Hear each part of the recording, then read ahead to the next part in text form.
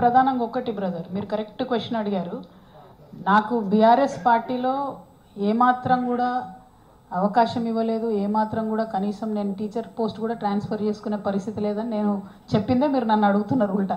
So నా వెనక ఉన్నాడు ఎవరన్నా మనిషి అంటే వాడిని తీసి పక్కకు పడేసి, నా వెనక ఉండి లాభం పొందిన కొంతమంది ఇలా బీఆర్ఎస్లో ఉండిపోయారు, నాతో రాలే.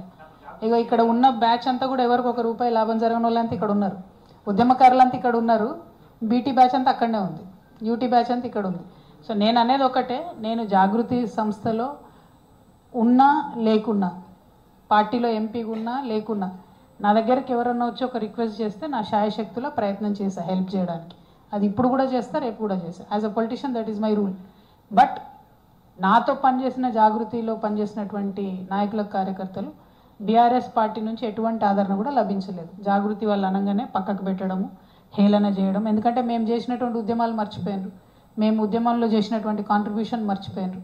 అధికారంలోకి వచ్చినాక పక్కనున్న వాళ్ళే వాళ్ళకు గుర్తున్నారు. నేను ఎప్పుడైనా దగ్గర తీసా బ్రదర్. ఎమ్మెల్యేలతో అడ్జస్ట్ అయిపోయిన వాళ్ళు వెళ్ళిపోయారు. లేదు మేము జాగృతి ఐడియాలజీకి కట్టుబడి ఉన్నాం అనుకునే వాళ్ళు ఉన్నారు, వాళ్ళు ఇక్కడే ఉన్నారు, నా చుట్టుపక్కలే ఉన్నారు.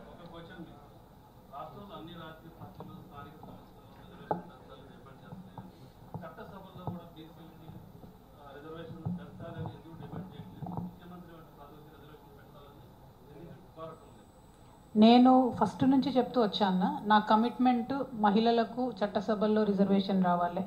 ఆ బిల్లు కోసం కొట్లాడిన సమయంలోనే బీసీలకు చట్టసభల్లో రిజర్వేషన్ రావాలనే కమిట్మెంట్ మేము తీసుకున్నాం.